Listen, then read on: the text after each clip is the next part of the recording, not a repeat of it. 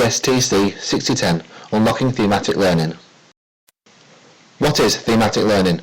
Rowley and Cooper 2009 describes thematic learning as a more natural and less fragmented form of learning.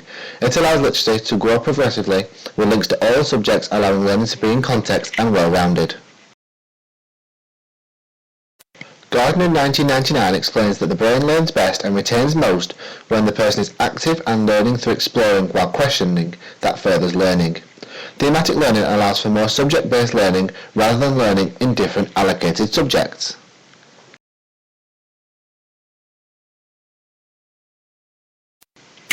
When using creativity in the classroom, the skills that the children learn involve curiosity while exploring, open-mindedness, thinking outside the box, imagination, going that extra mile to learn, and problem solving that helps them in later life.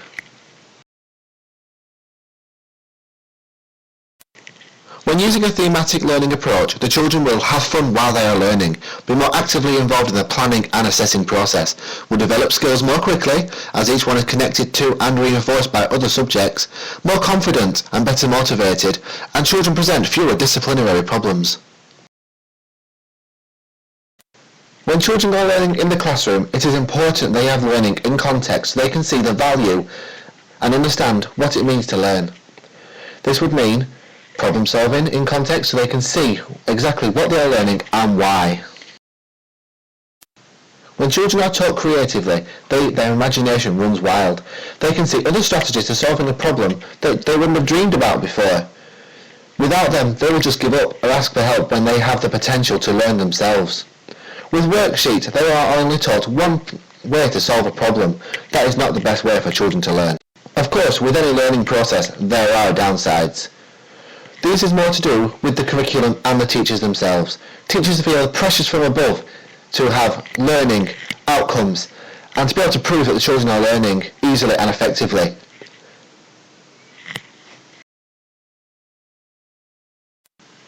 There are many different themes for teachers to choose from, but they must make sure that the children are involved, because after all, it is their learning at stake. Barnes shows us several examples. When planning for a thematic learning approach, you must make sure that the children are at the heart of everything that you plan for.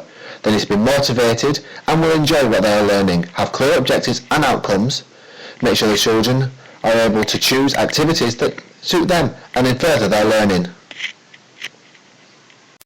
Here's an example of a typical medium-term plan. As you can see, the main core subjects, English, Math and Science, are both included. As you can see, there is elements of each individual topic in each one. There is peer review, progression and time for the children and teachers to assess learning.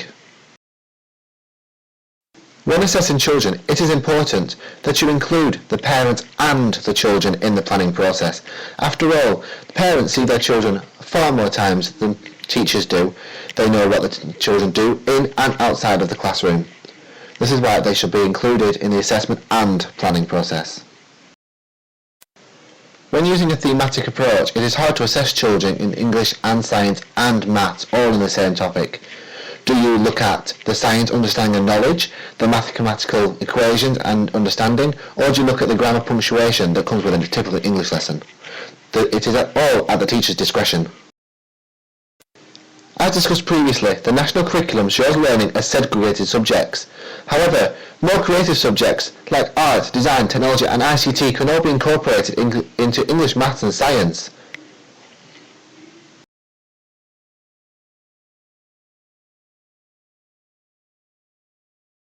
Thank you for listening and reading. Here are my references that helped me write this assessment.